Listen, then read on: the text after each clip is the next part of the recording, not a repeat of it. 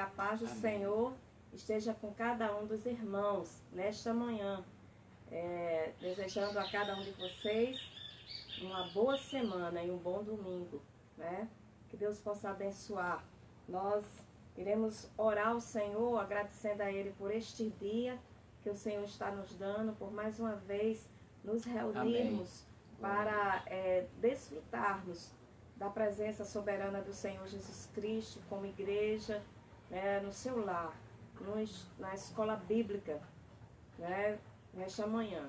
Então, nós vamos orar. Pai, nós te louvamos, Senhor, pela tua fidelidade, pelo teu amor, pelo teu cuidado, pela tua provisão, ó Deus, pela tua proteção. Senhor, entregamos este dia nas tuas mãos. As nossas vidas, Senhor, como povo brasileiro, nós entregamos em tuas mãos, pedindo que o Senhor nos livre e nos guarde de todo o mal. Recebe o nosso louvor, recebe a nossa adoração, no nome de Jesus. Amém. Nós vamos começar louvando ao Senhor com a música 446 do nosso cântico litúrgico. É uma música de adoração ao Senhor. É o Salmo 96, que diz: cantai ao Senhor um cântico novo. Cantai ao Senhor todas as terras. Neste momento nós convidamos você a cantar juntamente conosco.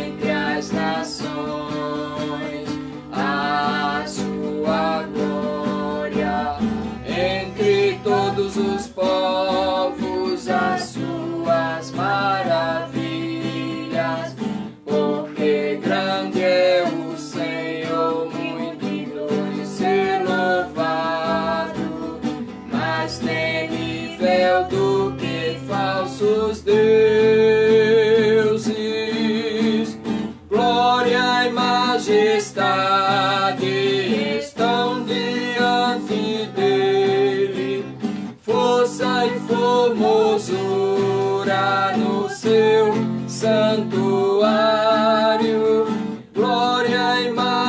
majestade estão diante dele, força e formosura no seu santuário. Amém. Amém. Glória ao Senhor, que a força e formosura está no seu santuário. Que possamos continuar anunciando às nações a sua glória. Amém. E entre os Amém. povos as suas maravilhas. Glória a Deus. Porque é o único que é grande, é o nosso Deus. Amém. E nesta manhã Louvado nós seja queremos dizer a cada um de vocês que estão nos ouvindo que Deus é o grande. É o único Amém. que pode resolver toda e qualquer situação. Ele tem este planeta em suas mãos. Amém, meu Amém? irmão. Você reforce a sua fé no Senhor, reforce a sua segurança no Senhor, se tranquilize, porque o Senhor é o Deus de Israel, mas também o Senhor é o Deus da igreja. Ele é o nosso Deus. Coloque a sua fé nesse momento em evidência, se fortifique no Senhor, e o Senhor, irmãos, Ele tem misericórdia de nós. A bondade do Senhor, as misericórdias do Senhor são a razão de não sermos consumidos. Então, esse Senhor, Ele está com o seu povo, que o Senhor possa te abençoar, meu irmão, nessa manhã, e que você se fortifique, se fortaleça em Jesus, o Filho de Deus. Sua fé deve ser evidenciada exatamente nesses momentos em que as situações nos traz medo, em muitos momentos, angústias, apreensões, mas não devemos temer, porque o Senhor é o Senhor Deus do seu povo. Amém. Nós queremos dar o bom dia e a paz do Senhor para a MPB Zona Sul, que está ligada aí os irmãos, irmã Sônia, irmã Nelma, Alana, irmã Gelda, Solange, Betinho, né? E todos os outros, irmã Neide, todos os outros que nós não estamos ainda vendo aqui, mas que Deus possa, sim, dar a vocês um bom dia de domingo, né? Amém. Que Deus possa, sim, abençoar. E queremos, desde já, dar as nossas felicitações e os nossos parabéns ao casal Joab e Vanessa, e Ezequiel e Socorro, que ontem completaram mais um ano de vida, 2, né? E também hoje nós temos festa, né, na casa do presbítero Sandro. O presbítero Sandro, parabéns, muitas Amém. felicidades Deus te abençoe, do meu trono da graça. Deus te Muitos abençoe. anos de vida e paz. Muitos anos de vida, muita Amém. saúde, né? E proteção de Deus na sua lida, no seu trabalho, na sua caminhada. É o desejo nosso como pastores da MPB e também da todos os irmãos, né, da MPB Zona Sul. Creio que está nesta manhã muito alegre pela a comemoração dos casais que fizeram mais um ano de vida, 2, e também do presbítero Sandro. Nós vamos continuar adorando ao Senhor. Convido você também, é o 452 do cântico litúrgico, A Lei do Senhor é Perfeita e restaura a alma. Só a palavra de Deus pode restaurar a nossa alma.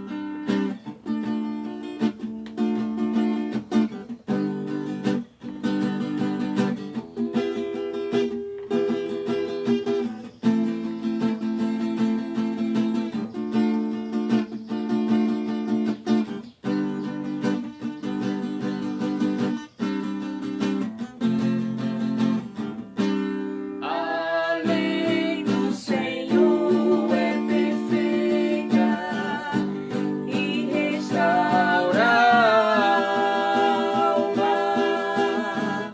O testemunho do Senhor é fiel E dá sabedoria aos simples. São mais desejáveis do que o ouro depurado.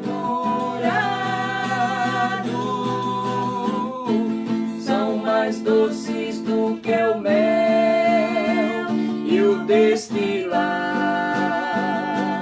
dos favos. Os preceitos do Senhor são retos e alegram o coração. O mandamento do Senhor é puro, ilumina os olhos, são mais desejáveis do que o ouro depurado, são mais doces do que o mel e o destilar dos favos. O temor do Senhor é límpido e permanece para sempre. Os juízos do Senhor são verdadeiros e todos igualmente justos, são mais desejáveis do que o ouro depurado, são mais doces do que o mel e o destilar dos favos, são mais desejáveis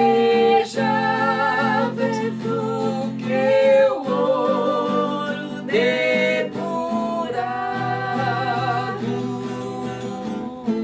são mais doces do que o mel e o destilar dos favos, são mais doces do que o mel e o destilar dos favos. Glória a Deus. Aleluia. Esta é a palavra do Senhor. Ela é mais doce do que o mel e o destilar dos favos. Nesta manhã nós vamos continuar, né, o nosso estudo, ou seja, nosso bate-papo, né? Nós estamos todos os domingos batendo um papo a respeito das igrejas da Ásia. Então, nesta manhã nós queremos convidar você a abrir a sua Bíblia em Apocalipse, capítulo 3. Hoje será a igreja de Laodiceia. Apocalipse, capítulo 3, a partir do verso 14.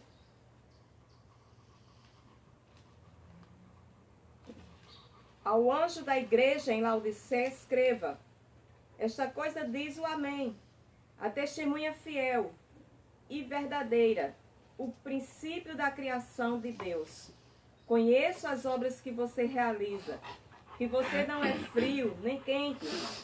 Quem dera você fosse frio ou quente, assim porque você é morno e não é nem quente nem frio, estou a ponto de vomitar-te da minha boca. Você diz, sou rico, estou bem de vida e não preciso de nada. Mas você não sabe que é infeliz, sim, miserável, pobre, cego e nu. Aconselho que você compre de mim ouro refinado pelo fogo, para que você seja de fato rico. Compre vestes brancas para se vestir, a fim de que a vergonha de sua nudez não fique evidente, e colírio para ungir os olhos, a fim de que você possa ver. Eu repreendo e disciplino aquele que amo. Portanto, seja zeloso e arrependa-se. Eis que estou à porta e bato. Se alguém ouvir a minha voz e abrir a porta, entrarei em sua casa, cearei com ele e ele comigo. Ao vencedor darei o direito de sentar-se comigo no meu trono, assim como também eu venci e me sentei com o meu Pai no seu trono. Quem tem ouvidos, ouça o que o Espírito diz à igreja. Então, nesta manhã, nós iremos compartilhar, né, dialogar a respeito da igreja de Laodiceia.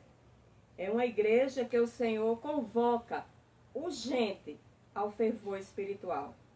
E Jesus, como estamos dizendo todos os domingos, Jesus conhece de modo profundo a igreja. Ele conhece as suas obras, onde ela está e o que ela está enfrentando. Então, assim, na igreja de Éfeso, a trabalhadora, a fiel nas provas, mas foi aquela que perdeu o primeiro amor. Foi a primeira igreja que a gente estudou. A igreja de Esmirna era pobre aos olhos dos homens, mas rica aos olhos de Deus. A igreja de Pérgamo tinha gente tão comprometida com Deus, a ponto de morrer, né? Mas tinha também gente que caía diante da sedução do pecado. A igreja de Tiatira estava trabalhando mais do que trabalhara no início da sua carreira. Mas muito trabalho sem vigilância também não agrada a Jesus. Precisamos trabalhar, vigiar, orar, ação sem zelo doutrinário. Não tinha zelo na palavra. Era a igreja de Tiatira. O zelo doutrinário sem ação era a igreja de Éfeso, né? Não agrada a Jesus Cristo. A igreja de Sardes tinha a reputação de uma igreja viva, mas estava morta. Além disso, havia muita gente na UTI espiritual. A igreja de Filadélfia, que foi a última que estudamos, era fraca diante dos olhos humanos, mas poderosa diante dos olhos de Deus. Oxalá que nós possamos ter as características da igreja de Filadélfia. E a igreja de Laodiceia, que hoje nós vamos estudar, considerava-se rica, abastada, mas aos olhos de Cristo era uma igreja pobre e miserável. Para cada igreja, Jesus revela uma das características da visão de Cristo glorificado, né? Ele sempre apresenta a testemunha fiel, né? O verdadeiro, o santo. Então, ele sempre apresenta o Cristo glorificado. Sendo aquele que tem a resposta para as necessidades da igreja. Jesus é quem tem a resposta para a necessidade da igreja. Conhece as obras, sabe o nível de espiritualidade. Cristo anda no meio da igreja, né? Exorta a ser fiel até a morte. Exorta também essa igreja a se arrepender, né? E ele também diz que ele disciplina porque ele ama. Jesus conhecia a igreja, a cidade. Ele fazia uma leitura, né, das escrituras e também do povo.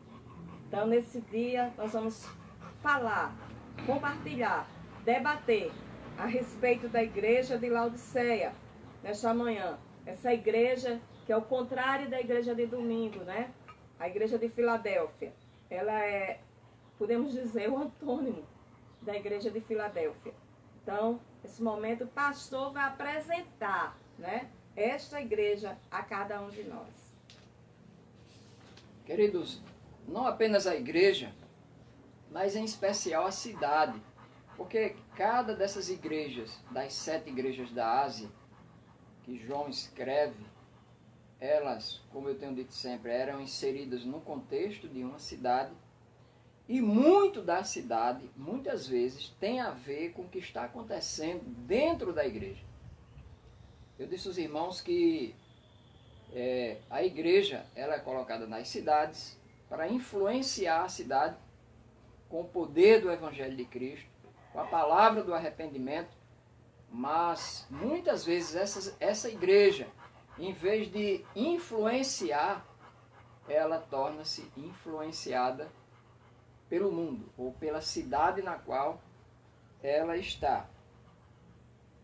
Antes de falar um pouco sobre a igreja de Laodiceia, eu gostaria de falar um pouco sobre a questão da cidade de Laodiceia. Como eu falei domingo passado, que íamos tecer comentários, que era uma cidade poderosa, era uma cidade rica, era uma cidade opulenta, era uma cidade que, acerca do que é material, ela tinha de tudo.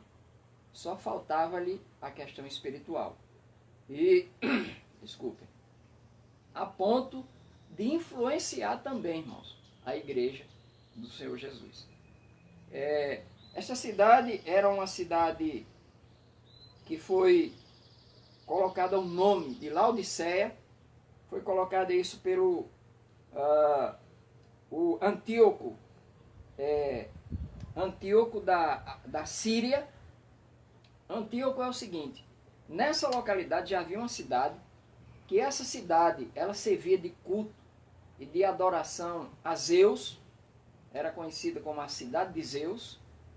E aí Antíoco da Síria, Seleucida Antíoco II, ele vai conquistando cidades, e cada cidade que ele conquista, ele destrói a cidade onde ele chega. Só que quando ele chega nessa cidade, que é a cidade de Zeus, a cidade do culto pagão, porque não obstante serem pagãos, mas eles eram muito religiosos, os moradores da cidade que logo após recebe o nome de Laodiceia, era uma cidade em que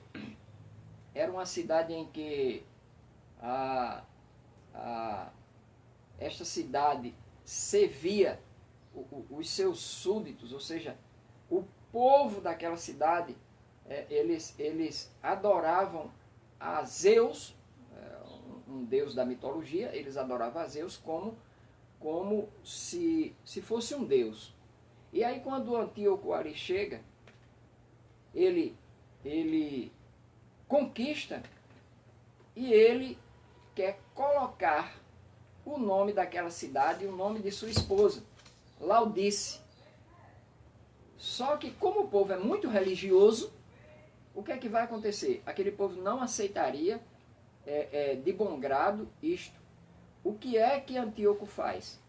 Antíoco seduz aquelas pessoas, cativa aquelas pessoas com riquezas. Então traz para ali várias riquezas, indústrias e um comércio muito próspero. E aí o que acontece? Essas pessoas aceitam a mudança do nome das cidades. Eles eram adoradores de Zeus, porém, eram religiosos, porém, eles são comprados por Antíoco por conta das riquezas. E aquele povo que tinha uma religião, que adorava lá o seu Deus, ainda que do paganismo, mas que eram religiosos, o que é que essas pessoas fizeram?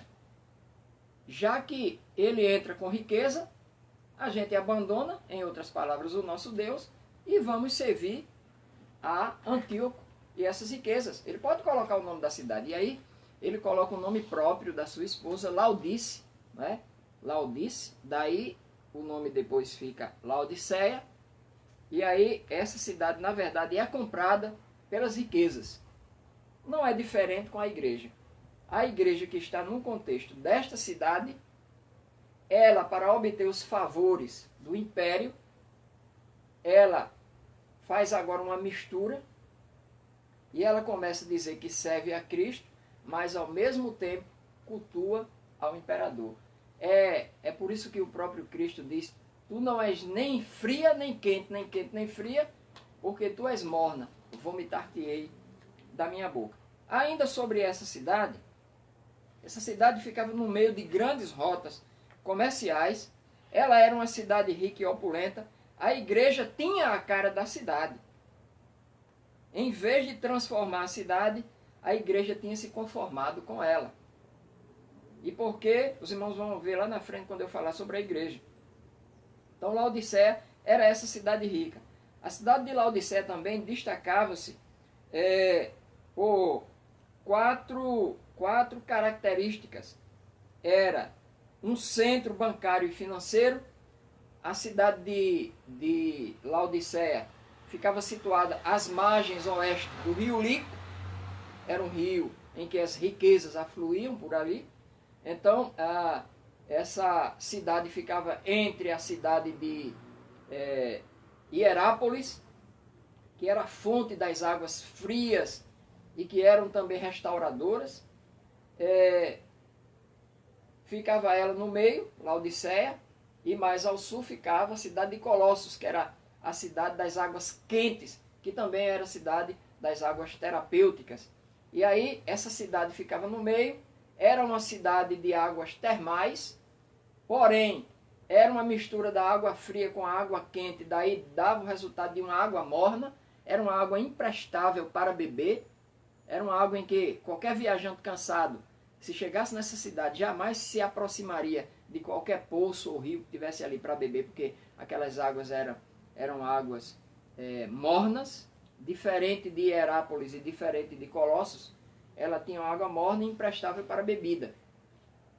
E aí era essa situação da cidade de Laodiceia. Porém, para ali afluíam muitos banqueiros e as pessoas que tinham apólices de seguro trocavam naquela cidade, porque era uma cidade conhecida como a cidade financeira, cidade bancária, era uma das mais ricas do mundo, e para lá fluíam muitos milionários, tinham muitos milionários na cidade de Laodiceia. Outra característica era que era uma cidade de uma indústria de tecido. Em Laodiceia era exatamente produzida ali a famosa lã negra, né? Era o centro da moda por conta desse fino. Se hoje, se fosse recorrer hoje a uma cidade da moda, seria a Itália, a França. Nesse caso lá era Roma e Laodiceia. Laodiceia era a cidade da lã, conhecida no mundo inteiro. Era um grande centro médico, irmão. Havia ali uma escola de medicina grande. E eles trabalhavam na área de oftalmologia. Então a cidade de Laodiceia tinha essa famosa clínica oftalmológica. E eles fabricavam um unguento quase milagroso para os ouvidos e os olhos, em especial para os olhos, que era o chamado pó frígio para fabricar o colírio. Porque havia muita incidência de cegueira naquelas regiões e eles era o centro de tratamento dessa cegueira física. Portanto, eles eram cegos espirituais. Eles produziam então esse colírio. Era um centro também das águas térmicas. A região era formada por 3 cidades, Colossos, Hierápolis e Laodiceia. Em Colossos ficava a fonte das águas. Aliás, em Colossos ficava a fonte das águas frias, e Hierápolis havia a fonte das águas quentes, que em seu curso sobre o planalto tornava-se morna, e nessa condição fluía dos rochedos nas fronteiras de Laodiceia. Tanto as águas quentes de Hierápolis como as águas frias de Colossos eram terapêuticas, mas as águas mornas de Laodiceia eram intragáveis. Então veja, a igreja estava dentro de uma cidade rica, de uma cidade opulenta, mas de uma cidade idólatra, de uma cidade pagã, de uma cidade que adorava, em especial, o imperador como um deus. O que acontece com a igreja de Laodiceia? E aí, irmãos, aqui para nós, esta última carta, que é a 7ª carta, que é a igreja de Laodiceia, eu falei para os irmãos que profeticamente, em algum tempo, todas as igrejas apresentaram uma característica que consta em todas as igrejas de todos os tempos da história. Igreja do passado, do presente e igrejas, não sei se ainda virão no futuro. Porém, irmãos, essa última carta é a carta mais lamentável, porque esta carta é dirigida a uma igreja que já perdeu o seu foco. Enquanto a igreja de Éfeso havia perdido o seu primeiro amor, a igreja de Laodiceia, a coisa era pior, porque eles não perderam só o primeiro amor, eles perderam o Senhor. Enquanto Éfeso perde o primeiro amor, mas se recupera, Laodiceia, ela perde o Senhor. Porque se você for ver no último versículo desse capítulo aí, o Senhor vai dizer: eis que estou à porta e bato. Se alguém ouvir a minha voz, eu abrirei, entrarei, cearei em sua casa e ele comigo. Este versículo aí, irmão, diferente de que muitos de nós pensamos, ele não está falando somente ou simplesmente dos incrédulos, das pessoas que não creem no Senhor. Não, não é isso. Esse texto aqui, ele está falando de uma igreja que o Senhor vivia do lado de fora dela e não do lado de dentro. Por isso que esse Senhor diz: eis que estou à porta e bato. Porque a maneira de proceder dessa igreja de Laodiceia era terrível, porque exatamente isso. Eles já haviam perdido o Senhor de foco.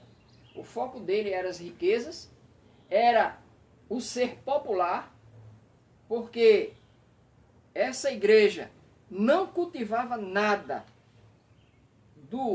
da questão do calor.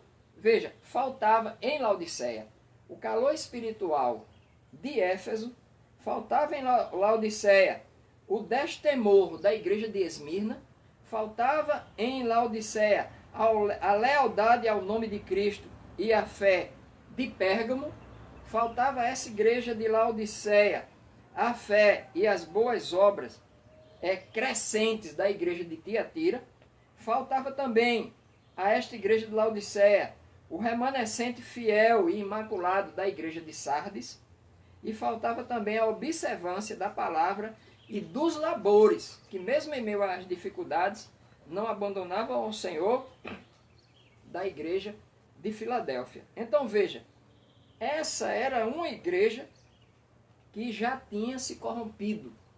Esta era uma igreja que estava lado a lado, abraçada com o mundo.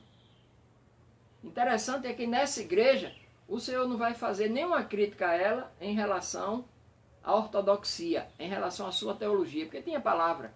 Não vai fazer nenhuma crítica ao amor. Não, que ela tinha amor. Porém, ela já tinha desprezado há muito tempo o Senhor. Então essa igreja, essa última carta, por isso que essa última carta de João, ela foi a carta mais lamentável. E por incrível que pareça, irmãos, é exatamente essa igreja que vai caracterizar a igreja dos últimos dias.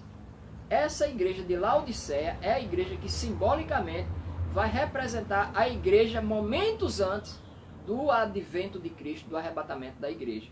Porque é uma igreja que está apostatando da fé, é uma igreja que já foi corrompida, é uma igreja que desprezou o Senhor. O foco da atenção dela, da alegria dela e da vida dela não é o Senhor, são as coisas.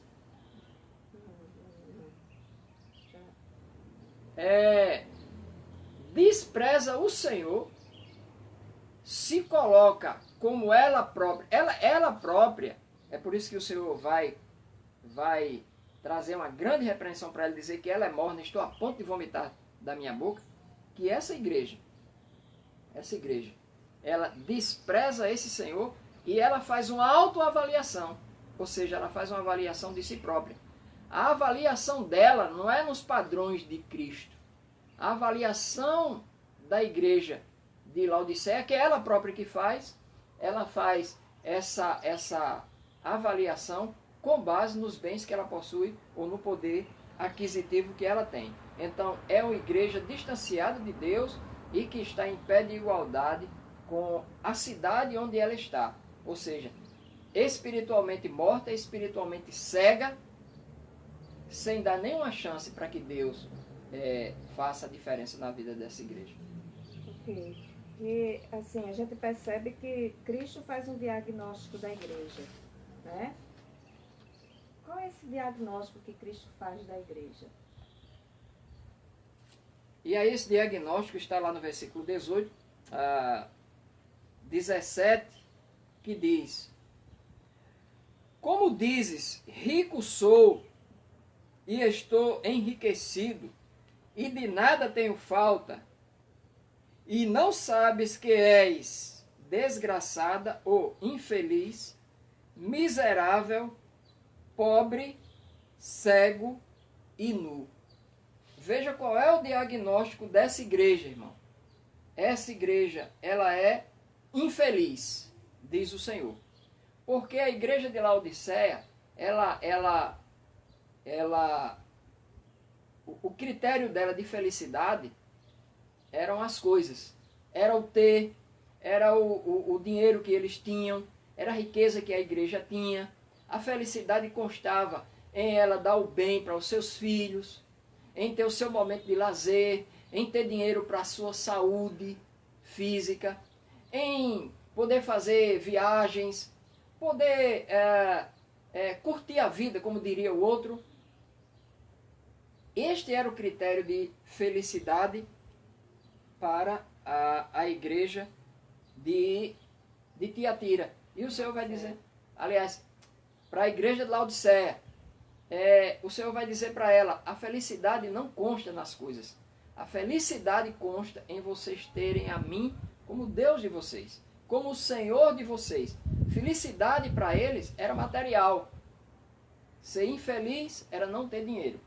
E o Senhor diz, tu és infeliz porque espiritualmente tu não estás conseguindo enxergar a tua própria condição. Eles valorizavam o dinheiro. A felicidade para eles era o ter. Ou seja, essa igreja já tinha perdido o seu vigor.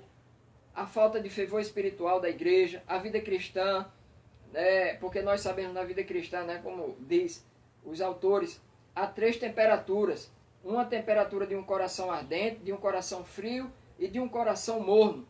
E era o que faltava à igreja de Laodiceia, era esse fervor espiritual. Ela era uma igreja morna, indefinível, apática, indiferente, nauseante, a ponto do Senhor dizer, vou vomitar da minha boca. Então, os seus valores, os valores da igreja, quando ela diz não preciso de coisa alguma, sou rica, e o Senhor vai dizer que ela é pobre, o amor dela era o amor ao dinheiro, havia uma falsa segurança, uma falsa autossatisfação, A igreja não tinha consciência da sua condição, Então, a condição dela era de infelicidade, como diz o Senhor, és infeliz, és pobre, ela dizendo que era pobre, mas ela dizendo que era rica, mas ela era pobre, miserável, porque ela era miserável, não conseguia detectar a sua miserabilidade espiritual.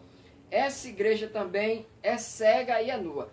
Não obstante, irmãos, essa igreja ter dinheiro para se vestir, ter dinheiro, ser rica, porque era uma cidade rica, era uma cidade do centro bancário e financeiro. Os membros dessa igreja eram abastados, os membros dessa igreja eram riquíssimos, tinham muito dinheiro, não apesar deles terem todo esse dinheiro todo, ainda assim o Senhor olha para eles e diz, vocês são pobres, porque vocês estão conseguindo aí detectar que riqueza é o dinheiro, mas riqueza é você ter sua vida espiritual, vivida para Deus, para no final de tudo, e morar com Ele eternamente. Então, eles detectavam isso. Outra coisa, quando o Senhor diz, tu és cego. Ora, irmãos, não obstante aquela cidade ter uma grande clínica oftalmológica, fabricar o pó frígio que se via, ter o pó frígio que se via para fabricar o colírio, ser um centro de recuperação física dos olhos de muitas pessoas, porque ali naquela parte oriental havia muito problema, incidência de cegueira. Não obstante eles terem essa capacidade de curarem as pessoas da sua cegueira física, eles não tinham condições de curarem as pessoas da cegueira espiritual. E aí o Senhor vai dizer, tu não só és pobre, ainda que tu tenhas um centro bancário, um centro financeiro, tu sejas rica, mas tu és pobre. Ainda que tu tenhas uma grande escola de medicina, no qual trata da cegueira do povo física, mas tu és cego, tu és cega espiritualmente. E ele vai dizer, não obstante tu teres dentro de ti uma grande fábrica que fabrica tecidos, fabrica roupa para as pessoas vestirem, fabrica o linho fino, a lã negra, para as pessoas se vestirem, mas tu estás nua espiritualmente falando. As vestes que estão em ti não condizem com a vida espiritual que tu estás vivendo. Faz-me lembrar lá quando o primeiro casal desobedece ao Senhor, e é mostrada a vergonha. Eles se tornam nus. Então, exatamente. Essa igreja... O próprio Cristo se responsabiliza, o próprio Deus, em fazer roupas, em aquele cordeiro é morto e aí aquele couro é feito roupa para eles vestirem. Não é? Então, o próprio Senhor veste. porque eles ali não estavam apenas nus espiritualmente, mas também fisicamente. Fisicamente. Então, esta igreja, ela é mostrada a sua vergonha, né? A nudez espiritual. Exatamente. Então, assim, é uma igreja que tem condições e nós podemos ver como o presente século, nós estamos vivendo momentos, dias difíceis. Quantos financeiramente são abastados, né, com os melhores hospitais, mas estão sendo minados espiritualmente e estão sendo minados pelo atual vírus. Quer dizer, quem é dono da vida é o Senhor. Então, não adianta valorizar as coisas, né? O ter. Exatamente. Não adianta valorizar o dinheiro, a condição, a posição, né? E quando isso começa a acontecer dentro da igreja, nós nos tornamos frios, sim, apáticos, né? Insensíveis, nos corrompemos, sim, nos corrompemos e passamos a estar cegos espiritualmente. Exatamente, a igreja de Laodiceia é exatamente essa igreja cega espiritual, pobre, nua, miserável, não é? Porque os padrões de avaliação que eles estavam tendo de si próprio era mas a avaliação do ser humano, é por isso que todo o texto começa o Senhor dizendo: conheço as tuas obras, ou seja, sei a tua condição espiritual. Então, a avaliação, irmãos, para aquele que quer ir morar no céu, a avaliação não somos nós próprios que vamos fazer a avaliação de nós, é o Senhor quem faz a avaliação. Sim. A igreja, a avaliação do Senhor. E os padrões de avaliação da igreja do Senhor não podem ser os padrões que Laodiceia estava cultivando dentro de si para dar uma nota a eles próprios. Quem sabe eles estavam se valorizando e dando nota para eles 10, quando o Senhor estava dando nota 0 para eles ali. Porque o critério de avaliação, irmãos, para a igreja do Senhor, é somente o Senhor Deus que tem. E o critério de avaliação de Deus é diferente do nosso critério de avaliação. E essa igreja estava se perdendo por conta disso. Então, o que eu quero dizer, irmãos, é que, como falamos no início, que essas igrejas representam simbolicamente, profeticamente uma coisa e simbolicamente também as igrejas de toda a história, né, qualquer denominação da história. E aí, é essa igreja exatamente que vai caracterizar. Enquanto a igreja de Laodiceia caracteriza a igreja fiel do arrebatamento, a igreja de Filadélfia caracteriza a igreja do arrebatamento, a igreja de Laodiceia vai caracterizar exatamente essa igreja que fica, em outras palavras. A irmã Alana está dizendo aqui: pode o homem ganhar o mundo inteiro e perder a sua própria alma. Por isso que o Senhor disse que é que adianta o homem ganhar o mundo inteiro, palavra ter todas as finanças, não é? Ter um centro de saúde de primeiro mundo, não é? Ter fábricas de tecidos da moda, né? Que até os maiores líderes de modas italianos ficariam com vergonha. Quer dizer, que adianta ter tudo isso e perder a sua alma? Então, a igreja de Laodiceia, qual era o grande problema aqui? Além de tudo isso que já vimos, é que a igreja de Laodiceia, irmãos, ela se amoldou, se equiparou, tornou-se igual com o sistema que aquela cidade estava praticando dentro dela, que era o culto ao imperador. E aí, para essa igreja não ser perseguida, ganhar os favores da riqueza do mundo, o que é que a igreja de Laodiceia fez? Ela se aliou ao sistema da cidade. Ela cultivava a adoração ao imperador e ao mesmo tempo o culto a Cristo. Aí entra naquela história: ninguém pode agradar dois senhores, porque vai aborrecer um, agradar mais o outro. E então era isso que a igreja de Laodiceia fazia. E eles, por proposta, diziam que esse culto ao imperador era apenas um ritual local, era apenas um mero rito, né? Era apenas fazer aquilo que todo mundo fazia, mas simplesmente por fazer. Era apenas uma rotina. E depois eles iam adorar ao Senhor. Então, eles ficavam divididos entre o culto ao imperador e o culto a Deus.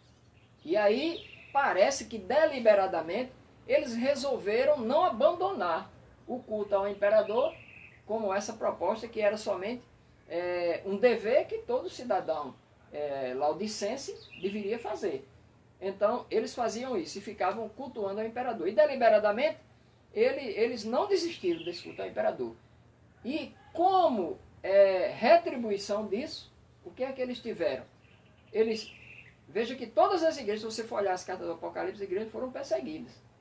Aí você olha Laodiceia não foi perseguida. Porque ela agradava. Não sofreu nenhuma perseguição, enriqueceu com os favores da cidade, do império. Então todos os favores que vinham para a cidade de Laodiceia, também vinham para a igreja de Laodiceia.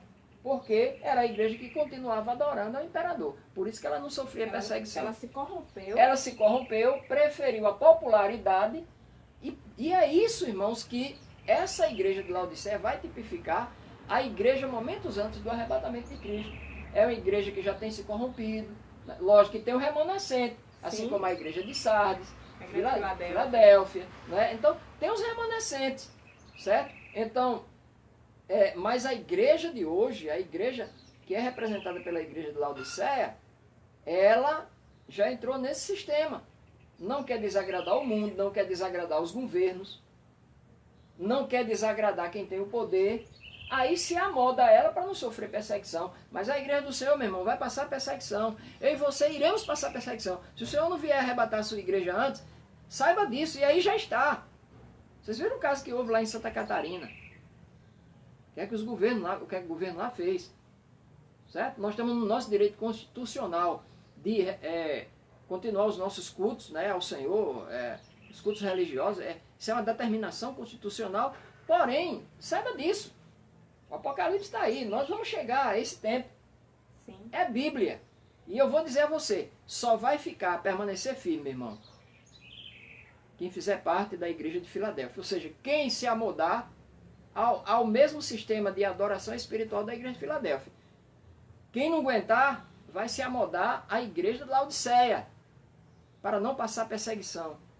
E é interessante, pastor, que em todas essas igrejas, né, o Senhor faz um apelo. Né? E a igreja de Laodiceia não é diferente. Mesmo com ela se moldando ao mundo, se corrompendo, as misericórdias do Senhor deseja alcançar esta igreja. As misericórdias do Senhor desejam alcançar a atual igreja. Né? E aqui em Laodiceia não foi diferente. E qual é o apelo de Cristo para a igreja? Qual é o apelo de Jesus Cristo para a sua igreja? Aí o apelo de Cristo, irmãos, para uma igreja que é mundana, para uma igreja que se corrompeu, para uma igreja que goza os favores do governo, não é? Para uma igreja que goza os favores lá da cidade de Laodiceia, favor do império. Então o Senhor aconselha. Cristo aqui se apresenta, diz Hernando Dias Lopes, como se fosse um mercador espiritual. No versículo 3 e 18, no capítulo 3, versículo 18, ele diz: aconselho-te que compres de mim ouro provado no fogo. Não ouro que corrompe, não ouro de Laodiceia, mas compres para mim ouro provado pelo fogo, para que te enriqueças. E aí o Senhor vai mostrar que essa riqueza mundana, um dia ela passa, um dia ela vai para o buraco. Mas as riquezas que Cristo está oferecendo são riquezas espirituais, é a eternidade com Deus. Então esse é o ouro. São as heranças que nós vamos obter. Já obtemos aqui pela salvação em Cristo e vamos obter no céu o nosso galardão. Então, esse Senhor se oferece como esse mercador espiritual, porque essa igreja se julgava autossuficiente, mas os crentes deveriam encontrar sua suficiência, não neles próprios, mas em Cristo. Não neles, não na sua maneira de pensar, mas em Cristo. Outra coisa, essa suficiência, além de ser em Cristo, o Senhor aconselha a comprar a preciosa mercadoria que Ele oferece, que é vital, o ouro de Cristo que tem no reino dos céus, a roupa, Cristo oferece, são roupas de justiça e santidade, por isso que Ele vai dizer aqui, além do ouro puro e refinado pelo fogo para que te enriqueças, eu te aconselho que compre vestes brancas. Não é mais aquelas vestes tecidas com a lã negra, né? Não é mais aquelas vestes que apenas os vestiam para a sociedade, mas aí ele vai dizer que são vestes brancas para que te vistas e não apareça a vergonha da tua nudez. Porque o Senhor tinha dito que eles eram nus. Então, enquanto aquelas roupas locais estavam vestindo apenas a sua nudez física, o Senhor aqui vai dizer, eu te aconselho que compres de mim vestes brancas, para que não apareça a vergonha da tua nudez. E a roupa que Cristo oferece são roupas de justiça e santidade, roupas santas, que você não consegue comprar em fábricas, você não consegue comprar nesse mundo, você não consegue comprar nesse planeta, porque são vestes espirituais. E essas vestes que vai cobrir a vergonha da nudez espiritual, somente Cristo oferece. Aí Cristo vai dizer, além do ouro refinado, eu te ofereço para que a tua nudez seja coberta. É essa roupa que o Senhor oferece. Aí ele vai dizer, e que unja os olhos com colírio, para que vejas. Não é? O Senhor, além das vestes brancas, ele oferece o colírio. Agora não é mais aquele colírio que é fabricado através do pó frígio. Não é aquele colírio que é fabricado para curar a cegueira física, mas é colírio espiritual, para que ele veja a questão espiritual da qual eles não estavam conseguindo ver, porque nem poderiam. A condição espiritual da igreja de Laodiceia estava causando uma cegueira, que eles não estavam conseguindo ver a própria situação deles. E eles só passariam a ver essa situação a partir do colírio que o Senhor fornece, que é o colírio espiritual. Aí eles iriam conseguir enxergar. Por isso que o Senhor aconselha, ainda que o próprio Senhor podia dar a ordem, porque Ele pode, Ele é Deus, Sim. Ele aconselhou. Ele disse, eu prefiro te aconselhar. Eu te aconselho. Algumas pessoas, alguns estudiosos dizem que esse eu te aconselho é um tom de ironia. É um tom de ironia, ironizando a situação deles. Mas outros acham que não, que ele preferiu aconselhar. Né? Ainda que alguns digam que esse aconselhamento é questão de tom de ironia, visto a situação da cidade de Laodiceia, da igreja de Laodiceia, mas o Senhor está dizendo, eu te aconselho que compres de mim esse colírio. É uma mudança, né? O Senhor chama Isso. a igreja a uma mudança. Mudança de vida. Mudança de vida. Eu acho que essa mudança de vida é uma escolha pessoal. Exatamente. E esse Senhor convida essa igreja para a ceia, ou seja, uma profunda comunhão. Porque Ele está do lado de fora.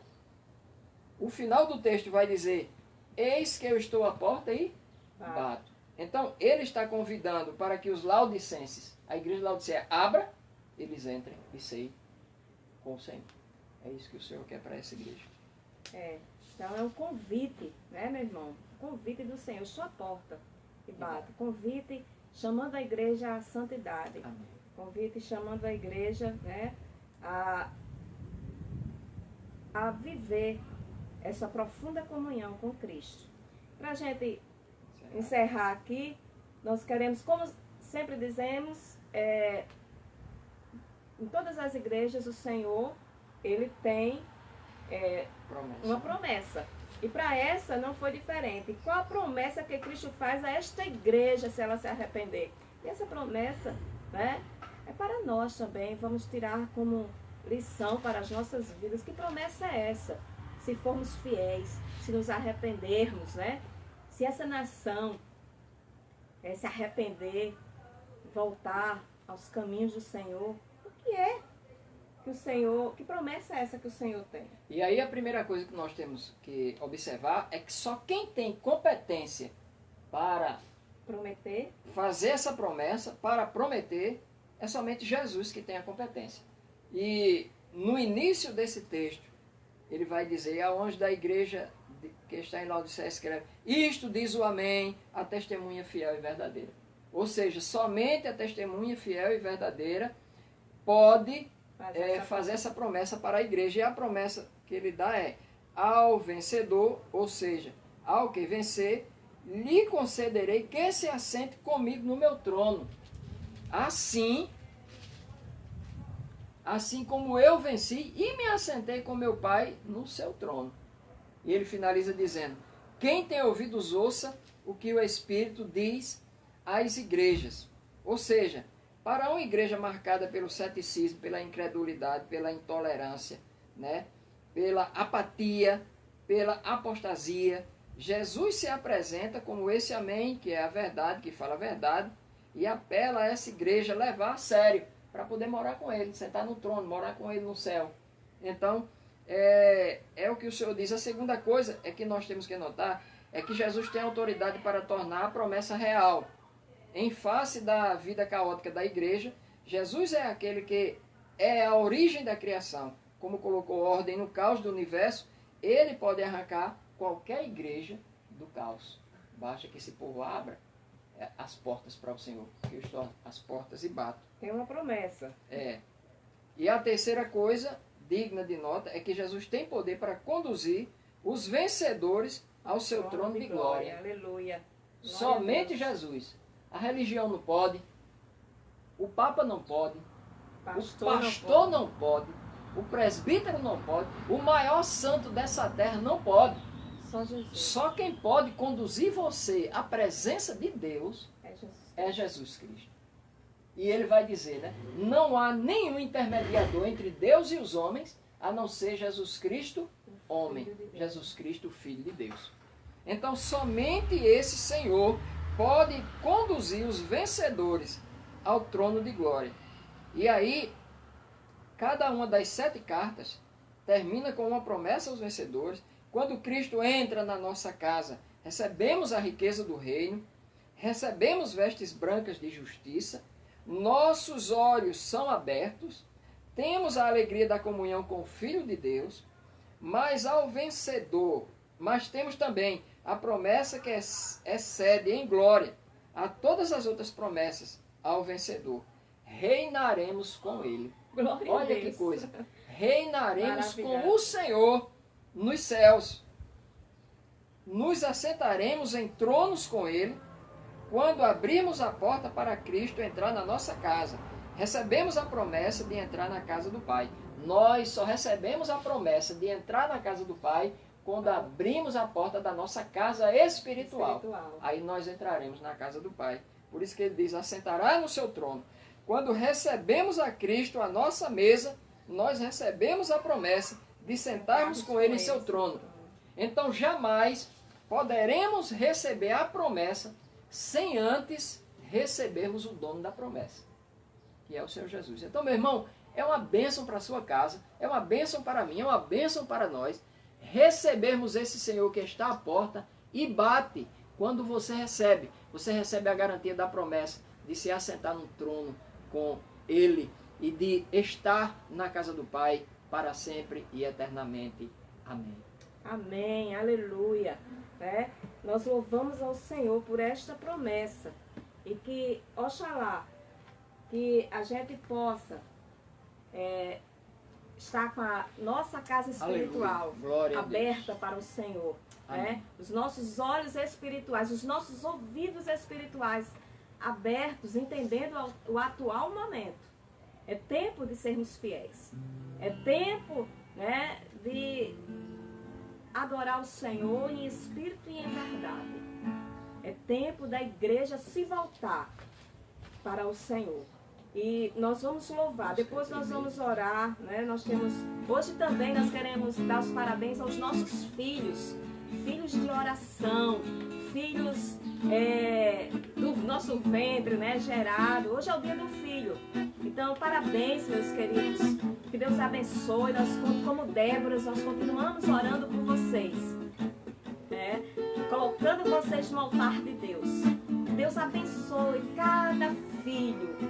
Que Deus proteja cada um de vocês debaixo da sombra do Altíssimo. E nós vamos cantar, buscar primeiro o reino de Deus e a sua justiça. Queremos outra vez parabenizar o casal, né? Joab, Vanessa, Ezequiel, Socorro, e hoje tem festa na casa do presbítero Sandro. Mais uma vez, parabéns, meu irmão. Sempre uma bênção.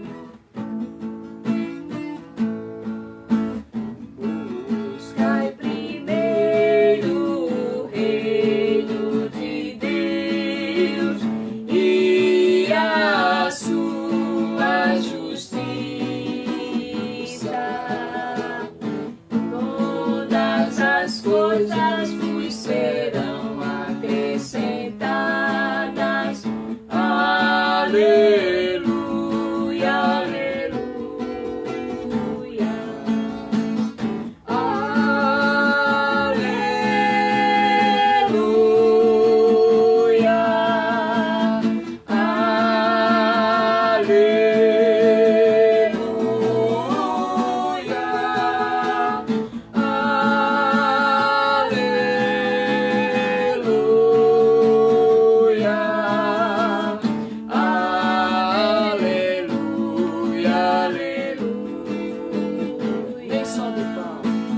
Não só de pão o homem viverá, mas de toda palavra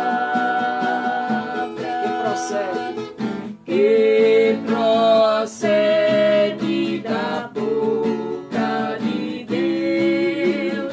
Aleluia, aleluia.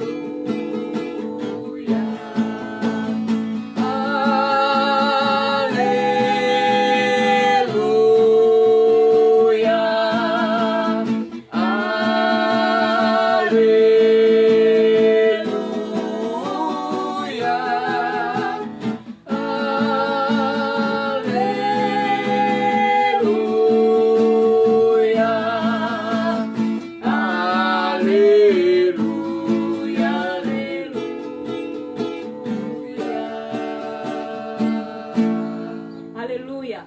Busque primeiro o reino de Deus e a sua justiça, e todas as demais coisas nos serão acrescentadas. Amém? Nós vamos orar, depois o pastor vai estar com a bênção. Vamos orar. Ser tu uma bênção, meu irmão, ser tu uma bênção, né? Presbítero Sandro. E nós agradecemos a cada um de vocês que estiveram conosco até agora. Que Deus abençoe poderosamente cada filho, aonde estiver, né? Deus abençoe poderosamente. Amém? Pai, neste momento, nós queremos nos colocar diante de Ti como igreja, Senhor. Oh, Deus, santifica-nos na verdade, porque a Tua palavra é a verdade, Senhor. Oh, Deus, nos firma na Tua palavra. Ajuda, Senhor, a igreja brasileira. Conscientiza a igreja brasileira de Te buscar em espírito e em verdade, de viver para o Senhor. Oh, Deus, e se possível, se por acaso chegar a esse ponto de morrer pelo Senhor, ó Deus, nesta manhã, nós queremos colocar a igreja brasileira. Senhor, santifica as nossas vidas. Consagramos nossas vidas ao Senhor. Consagramos o nosso ser. Consagramos a nossa família. Deus, nossos filhos, nós consagramos ao Senhor. Ó Deus, colocamos cada jovem na Tua mão. Ó Deus, livra de todo mal, protege, Senhor, livra do homem mau, livra do laço do passarinheiro, Senhor, que eles permaneçam firmes, protege a mente, Senhor, o coração, ó Deus, o corpo físico, Deus, para a glória do Teu nome, Senhor, protege os nossos filhos, protege as emoções, Senhor, Deus, colocamos diante de Ti, Senhor, seus futuros maridos, suas futuras esposas. Deus, em nome de Jesus, que, ó Deus, o futuro deles estejam nas Tuas mãos. Em nome de Jesus. Deus, nós sabemos o amanhã, mas o amanhã em Tuas mãos nós temos. A vida, nossa vida tem sentido, porque o Senhor vive, Pai. Nós te louvamos pela vida do Senhor Jesus Cristo. Nós colocamos esta nação nas Tuas mãos. Colocamos o povo brasileiro, o povo, Senhor, que tem sofrido. Ó Deus, nos livra, Senhor. Ó Deus, de todo mal. Livra o povo brasileiro de todo mal. Ó Deus, livra aqueles que estão no leito de hospital, Senhor. Em nome de Jesus, trazendo cura, trazendo restauração. Deus, detém esse vírus, essa pandemia, Senhor, neste universo, neste país. Detém, Senhor. Ó Deus, e o teu nome seja glorificado. O teu nome seja glorificado, Senhor, para a glória do teu nome. Detém, Senhor. Fortalece, Senhor, a saúde pública. Fortalece aqueles que trabalham. Fortalece, Senhor, ó Deus, aqueles que estão à frente, Pai. Nós te pedimos por este governo federal, estadual, municipal, Deus, vereadores, ó Deus, deputados, senadores. Sim, colocamos em tuas mãos todos eles, Pai. Porque eles, Senhor, estão, Senhor, ali, porque foi o Senhor que os colocou. E neste momento, Senhor, nós repreendemos todo espírito contrário ao Espírito Santo de Deus. Ó Deus, para destruir esta nação, para destruir o povo brasileiro, porque é o povo, Senhor, que sofre. Ó Deus, é o povo, aquele, Senhor, pobre, aquele que está à margem do caminho. Ó Deus, aquele que está ficando desempregado, aquele, Senhor, que está perdendo emprego, aquele que está perdendo, Senhor, seja ente querido, Senhor. O povo está sofrendo. E eu coloco o povo brasileiro em tuas mãos. Coloco essa nação em tuas mãos. Repreende, Senhor, toda a pandemia. Mas repreende, Senhor, também, ó Deus, aqueles que estão querendo ganhar, Senhor, em cima do pobre, em cima do necessitado. Ó Deus, detém, Senhor, a corrupção dessa nação. Detém, Senhor, a corrupção dessa nação. Seja de onde for, Pai, de que partido for, o Senhor repreenda na autoridade do nome de Jesus. Porque, Senhor, o povo é um povo que necessita do teu auxílio, vindo do trono da tua graça. E eu peço pela nossa nação brasileira. Em nome de Jesus, Pai. Coloque, Senhor, os nossos lares nas tuas mãos. Em nome de Jesus. Toda a família da MEPB, Senhor. Em todo o Brasil.